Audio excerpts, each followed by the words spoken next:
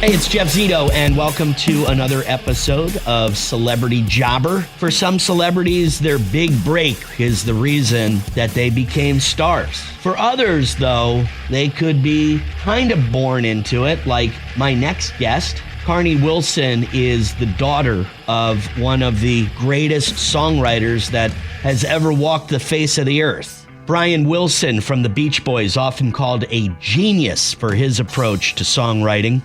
Now, again, his daughter Carnie wasn't just magically born into superstardom.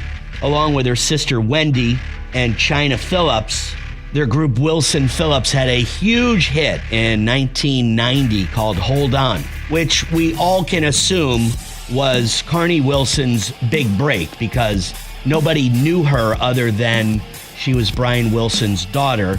And then all of a sudden, this song became such a huge hit. Carnie Wilson became a household name. And I gotta tell you, she's kind of stayed around for a long time, keeping herself relevant. And the song Hold On from Wilson Phillips, I'm sure had a big lift when it was featured in the hit movie Bridesmaids. So when you're Brian Wilson's daughter, is that really your focus when you're younger, to become a singer? Or did she have something else in mind? Did she go to college? What kind of jobs other than music has Carnie Wilson had? And her first job. We'll find all that out with my guest this week on Celebrity Jobber, Carnie Wilson. The Celebrity Jobber Podcast with Jeff Zito. If you like what you hear, please subscribe, give a 5-star rating, and leave a review. Check out all our past episodes on Apple Podcasts, Spotify, or wherever you pod. What if these celebrities weren't famous? What would they have become? What was their first job? We're about to find out. Hey, Carnie. Hi. You know what kind of power you have over people since I woke up this morning? Someday somebody's gonna make you wanna, like, it's been in my mind. It's like, you know what I mean? Like, that's... And it's like, and once you start singing it, you can't get it out of your head, you know? Did you girls write that song? Yeah. We did, yeah. China and Glenn Ballard and myself. So... Yes.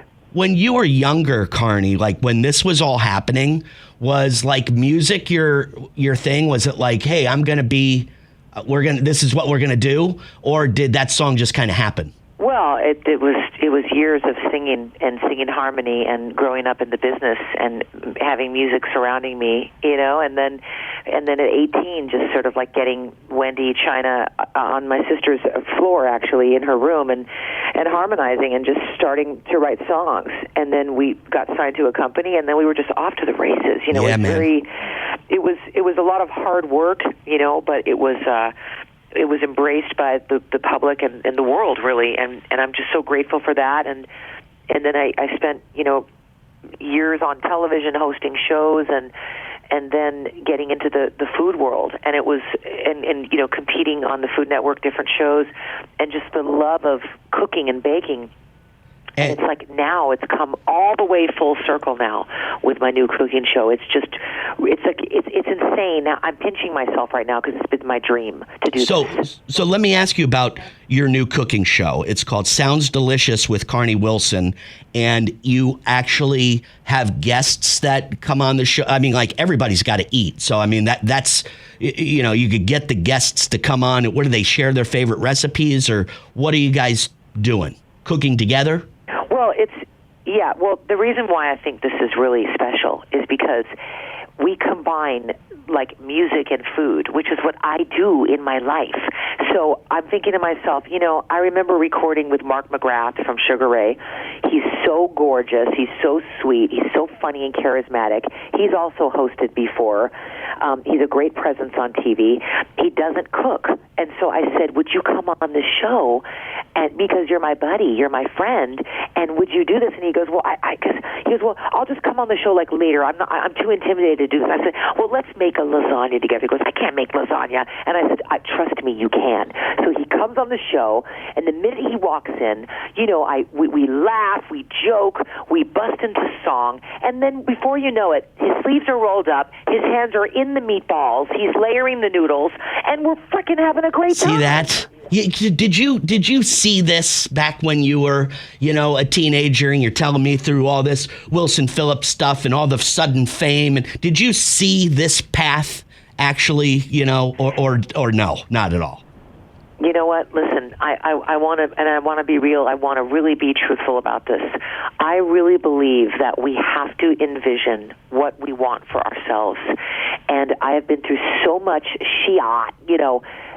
that it's like I would sit there for years and I envisioned this exact scenario. Really? And it wouldn't happen. Like, year after year, I'd say, it doesn't even matter if you've hosted shows, if you're famous, if you're successful.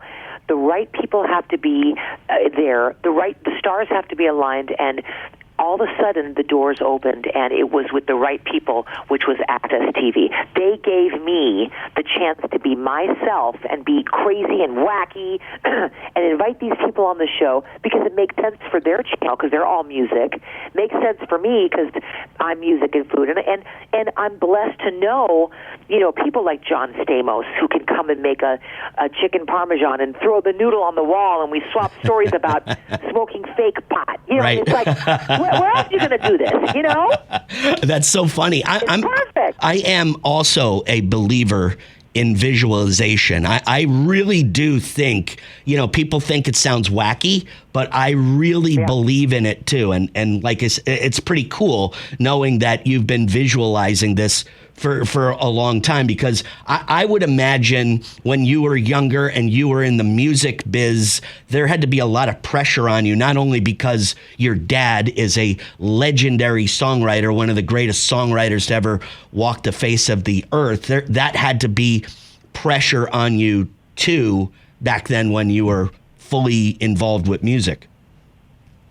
Yeah. Oh, for sure. I mean, pressure comes from, you have to be successful. You have to sell all these records, and you got to have, you want to go to number one, and it is so much pressure. But I just feel like I've always tried to be humble, and yes, I'm a famous person, but I don't feel that way. I feel like, I try to bring myself into reality and stay where my feet are planted.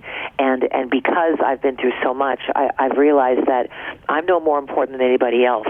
And as long as I can do what I love and be authentic and be real, I think that's what people are drawn to. And I'm drawn to that kind of person. I'm drawn to someone that's positive and crazy and wacky and fun and loves music and food. That's really my life. So I think that people are hung up. They can be hung up because they feel the pressure that they either have to be like somebody else or they have to get to a certain status. And we all struggle. We all have joy. We all have sadness. And what are we going to do every goddamn day to make life better and make somebody else's life better? Can you think of every single job that you've had in your career? And I want to know what your first job was. Oh, my God. I mean, I'm 55. I'm going to be 56 next month. I started at 18. I've been in the music business, the voiceover business, an author, a public speaker, TV host, competitor on cooking shows. I hosted my own shows, reality shows. I mean, it's literally, what else is there? I've been in Playboy. What else is there? Jesus Christ. Do you remember your very first job? Did you have like a teen, did you work at the mall as a teenager or? Okay. All right. I'll tell you right now. It was selling typewriter ribbons over the phone. Oh, you got to be kidding me. I'm not kidding you, but it lasted 2 hours. I hated it. What happened? Did you get fired? Were you not good at it on the phone? No, I kept getting hung up on. Rejection sucks. It was horrible. Rejection sucks. Oh, God. Oh, that's funny. No, I know. I know about rejection, though. Trust me. Listen, people think like, oh, you've done this and that. I've had a lot of failures, too. Believe me. I've had a lot of failures and a lot of flops and, a lot of, people saying, you failed us, you weren't a success for us, and I'm on my knees, I'm spiritual, I pray that this show is successful successful, not for the money or whatever, just for the love of cooking and the music and the people, and to bring the fun and bring that loving energy. That's what I crave in my life, and that's why I just want this to be, I want it to spread like wildfire. I want people to catch on and go, I love this. I want to be a part of this because it feels good. It will. It's on Access, and it's definitely one of my favorite channels. Sounds Delicious with Carnie Wilson. And it's 8:30 on this April 16th, and it's AXST or .TV, and you can just find it on your cable station. It's just going to, and the first episode is with Mark McGrath, and it is really, he's really a nice guy, funny. super nice guy. Just met him a few months ago. Really nice guy, and a lot bigger than I thought he would be. You know what I mean? He's so tall. Yeah, I know. I couldn't believe that. And too bad he's not good looking. Yeah, I know, right? Help me. Hey, Carnie, how's your dad? My God. How's your dad? How's Brian doing? Dad's good. He's good. He's just like taking it easy. He's not touring anymore, so he's sort of home and doing all of his physical therapy, and his family is all around him, loving him, and he loves when I cook for him, of course. So I bring over my mac and cheese. Loves my food and loves my cheesecakes. I'll bring him my lemon and lime cheesecake, and over Easter I made these crumb cakes, these cinnamon crumb cakes, and I fed him the crumb cake, and he just like stared at me and he was like, "Oh my God." I'm like, "It's good." He's like, "It's great. It's great." He's really funny, but he's doing very well. Thank you for asking. I'm glad to hear. I think he wants everybody he wants everybody to know that he appreciates all the people that have supported him over these years. He's really grateful.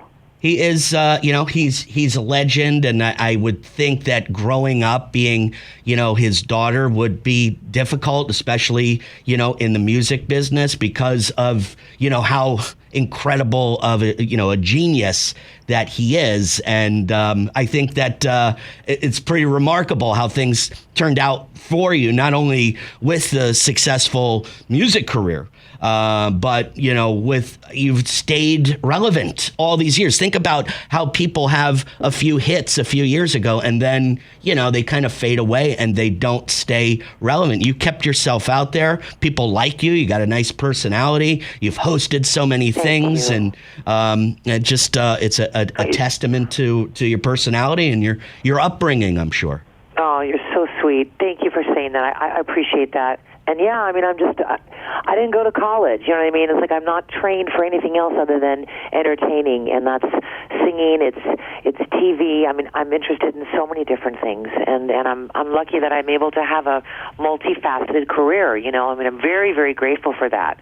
And now being a mother, my two daughters are just incredible people. I have a great husband, and I'm singing with Lola now. She's coming out on tour with us. Awesome. She's an amazing singer. We did this show called We Are Family on Fox. It was incredible. She was amazing. She sang a really cool version of the Beach Boys' "Wouldn't It Be Nice?" Oh, and the reaction is great so far, and that's her passion. That's cool. She loves music and wants to sing. Yeah. That's so cool. Premieres Tuesday. Sounds Delicious with Carnie Wilson, and it's on Access TV. So great talking to you. Yeah. Thanks so much, Carnie.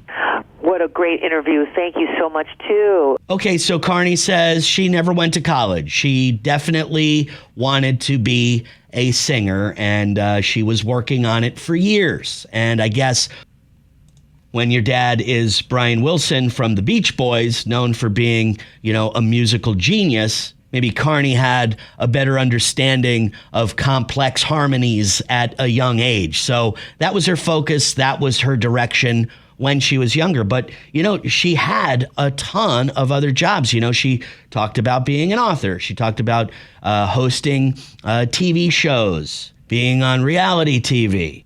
Keeping yourself relevant for 35 years is not an easy thing to do. And she's managed to do it. Her first job, selling typewriter ribbons over the phone. Well, that's something I never even knew that existed. She said she wasn't good at it. I don't know anybody that would be good at selling typewriter ribbons over the phone. And of course, her latest job, the host of Sounds Delicious with Carnie Wilson on Access TV. It can't be easy growing up as the daughter of one of the greatest songwriters that ever lived. Got to be a lot of pressure. And she says there was. But everybody has a lot of pressure. No matter who they are and what they do, everybody feels some kind of pressure. And I think that was a pretty good message that Carnie gave. Well, you can check out all of our past episodes online at celebrityjobber.com. You can follow us on Instagram or YouTube channel, which is youtube.com/the@celebrityjobber. Streaming on Apple Podcasts, Spotify, or wherever you listen to your podcasts. Would definitely appreciate subscribing, giving us a 5-star rating, and leaving a review.